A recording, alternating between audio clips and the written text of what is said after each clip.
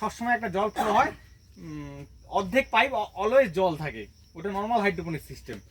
আর এইটা হচ্ছে হাইড্রোপনিকের একটু অ্যাডভান্স, সেটা হচ্ছে এরোপনিক্স। এরোপনিক্স কিছুই না, হাইড্রোপনিক্সের ক্ষেত্রে কি হয়, যে কোনো সবজি চাষ করলে ওটার শিকড়টা জলের মধ্যে অর্ধেক ডুবেই থাকে, আর এইটা হচ্ছে হাওয়ায় ঝুলে থাকে। এই যে শিকড়টা যখন এখানে লাগানো হয় গাছ, এখানে হাওয়ায় ঝুলে থাকে, এই জন্য এটাকে এরোপনিক বলে। আর এটা প্রত্যেক 15-20 পরপর নিচে মোটর আছে, নিচে নিউট্রিয়েন্ট দেওয়া থাকে, জল দেওয়া থাকে, এখান থেকে মোটরাইজ হয়, ওটা টাইমার করা আছে, প্রত্যেক 15 মিনিট উপর যায়, ওটা বৃষ্টির আকারে শিকড়ের মধ্যে পড়ে।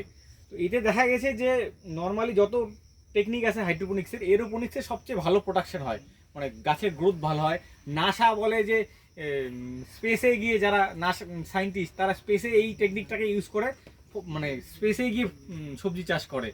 আর এইটা আর একটা জিনিস ব্যাপার হয় যে আপনি যদি দেখেন একটা জিনিস, যে এটা 2 ফুটের মধ্যে আছে, 2 ফুটের মধ্যে এটা দেখানোর জন্য জাস্ট স্যাম্পল, এখানে হচ্ছে 34টা গাছ লাগানো যায়। তো ফিল্ডে একটা 2 ফিটের জায়গার মধ্যে 34টা গাছ কখনোই লাগানো সম্ভব না।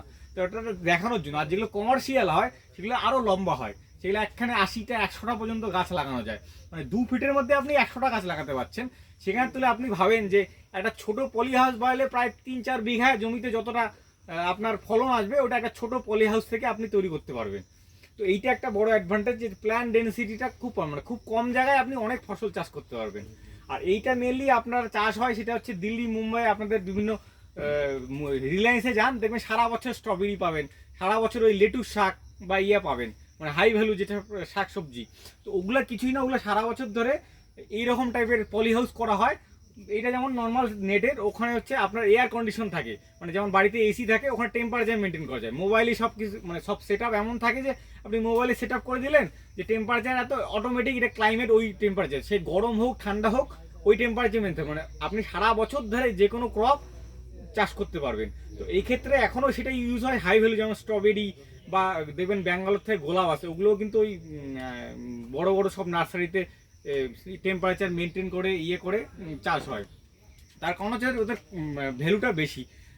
আর নর্মাল শাকসবজি আমাদের এখানে এখনও চাষ করা সম্ভব না, কারণ আপনি যেটা ইনভেস্ট করবেন, এখনও হাইড্রোপনিক্সের যেটা ইনিশিয়াল ইনভেস্টমেন্টটা অনেকটাই হাই, মানে নর্মাল ফার্মারের পক্ষে এটা সম্ভবই না করা। এক তো কষ্ট সাপ্লাই করা সম্ভব না, আর যে টেকনিকগুলো ওগুলো একটু শেখার বিষয় আছে, একটু ইয়া হলে তাও ওটা শেখানো সম্ভব না, কিন্তু মেন হচ্ছে কনসার্ন হচ্ছে কস্টটা সম্ভব না। তো ফিউচারে আমাদের ধীরে ধীরে জমি কমছে।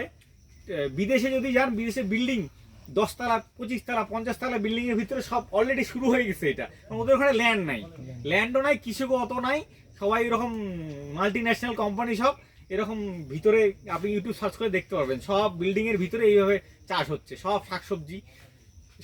তা আমাদের এখানে এখন এটা প্র্যাকটিক্যাল না, কারণ এক তো মার্কেটের অত ভ্যালু নাই, আপনি করলে কোথায় বিক্রি করবেন।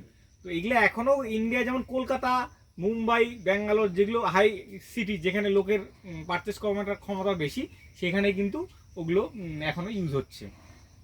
এটা থেকে